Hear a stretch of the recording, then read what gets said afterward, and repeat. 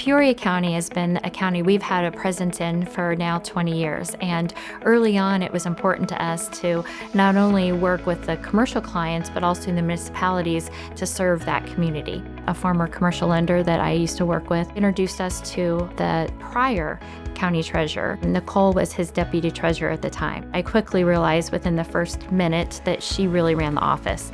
She had young kids. You could see their doodles that she had brought them into the office. She would come in and spend weekends working and had a lot to do, but she was just so loyal to this office. I have now been in the treasurer's office for 25 years. I'm all about the taxpayers, making sure that I don't spend frivolously. I always give money back in my budget. I don't have a slush fund, but I take care of my employees as well, because the happier the employees, the customer service, it's reflected in that. So as a treasurer, I have 3 requirements with the money. The number 1 priority is that it's safe. Number 2 priority is it's liquid. And number 3 priority is the yield. I did have reservations because I'd never heard of INB before, but they held our hands, establishing safety with our funds, security, positive pay, all of that. The lockbox was one of the big things that really changed my opinion about INB. So when we were working with the previous bank, we would get a big file, but they needed to break it down in increments of 50.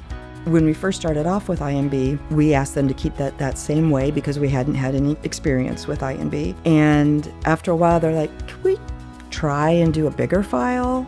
And I'm like, oh, I don't know.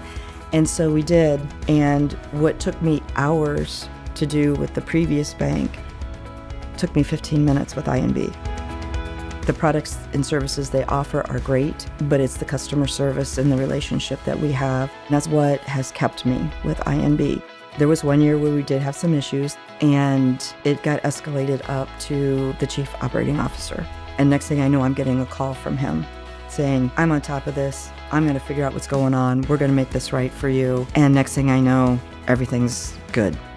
You don't get that customer service from the bigger banks. It's invaluable to me. I mean, I don't know how you put that price tag on there.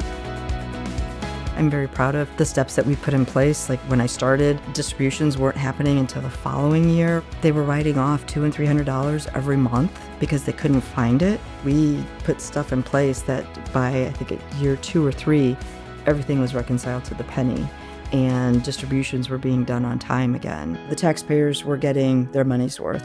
That's kind of the legacy that I hope to leave.